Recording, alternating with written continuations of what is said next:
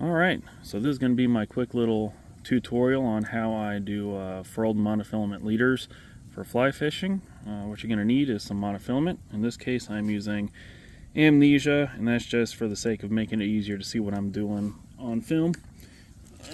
If you so desire, you can also incorporate a swivel into that. These are size 16 stainless swivels. As you can see, they're 66-pound test. I haven't tested that, but obviously that's plenty strong enough for pretty much any fly fishing situation out there. And how I measure these things out, you can get very specific with it, but I just take 3 full arm lengths, which I mean just take the end off the spool and then stretch your arms out all the way wide and do that 3 times, and that gets me about 18 feet. And then to find the halfway point, you just grab your 2 ends like such and then just pull them through, and then you have your halfway point right there. You can just start twisting the leader up from here if you desire, but if you do want to put in a snap, or not a snap swivel, just a regular swivel, regular barrel swivel, you can just feed it through there and essentially just do a loop-to-loop connection on there. Now this essentially, well, it doesn't essentially, it is creating a girth hitch on that swivel. And in all my testing, pretty rudimentary, but in all my testing, the girth hitch holds much better than just simply passing the monofilament through the eye of the swivel. So from there, what you're going to do, separate the 2 strands. And I will tell you, when you're doing this with a big long piece of monofilament, to keep stuff from getting tangled, what I usually do is I'll do this walking around in my yard and just let the line go on each side of me as I'm walking, and that keeps it from getting tangled up too much. Because if you try doing this inside, especially if you have cats around, it turns into a headache. So what you want to do is you hold this, the 2 ends separate, just pinch them, and in this case my left hand, and then with your right hand you start twisting. And once you get it started, as you can see, just twist and pull on twist and pull while you're twisting, and you'll find that the monofilament just has a very natural state that it likes being twisted in. You just keep doing that all the way down.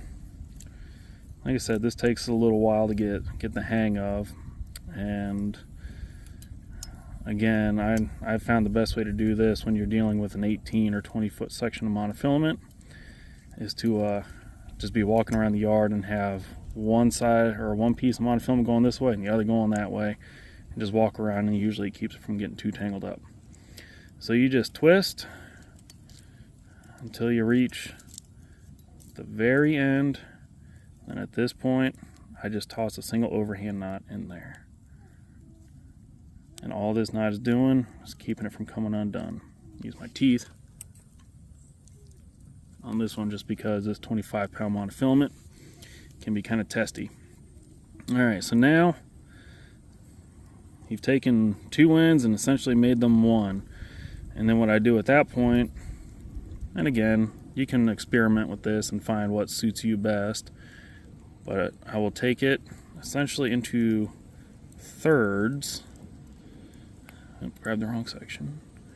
Take it into thirds, and then let your swivel hang over there, and then you cross it over, make a loop.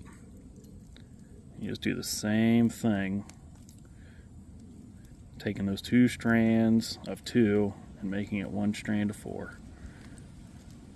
You just pull it through, and again, you'll find that, I don't know if it'll focus, you'll find, come on thing, I don't know if it will.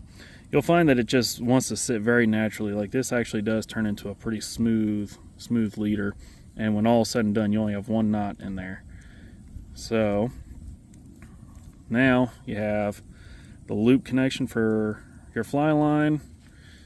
You have 4 strand section, a 2 strand section, and then your swivel on the end. What I do is I would just do surgeon's knot right there. Again, with this 25-pound mono, it's going to make a big old ugly knot, but when you're doing it with a appropriately sized monofilament. It makes a neat little knot, and you can even just use some UV or cure or resin or whatever you want to smooth out the knot. Then you just trim off that tag end. What you end up with is a nicely tapered leader that turns flies over surprisingly well. Like I said, once you get the hang of it and get used to twisting it up, you can just sit there watching TV and just tie these things up, twist these up, and you have a handful of leaders before you know it. And like I said, on this end, if you omitted the swivel, it is just a loop-to-loop connection to attach your tippet. And if you do, you can go like what I usually do. If I'm using 4-pound, I use 4-pound test for my tippet as well. So it's a nice smooth transition between 4 strands of monofilament, 2, and then 1 on the end for my tippet, and it works really well. The nice thing about the swivel is you can just do your regular old clinch knot on the end, and then you're ready to go fishing. The only downside to these leaders that I have found is they do tend to hold a little bit of water, and because of that, maybe for spooky fish they may not be the greatest because they can throw a little bit of a spray.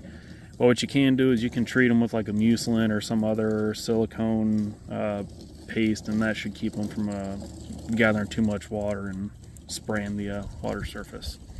Well, in any case, I hope you kind of get what I'm doing here, and you can try this out on your own. Like I said, once you get the hang of it, it's cheap, and I mean these last me a long time, especially when you have a swivel on the end and you don't have that knot down there getting all tightened with every fish and all that. So give it a try and let me know how it works for you.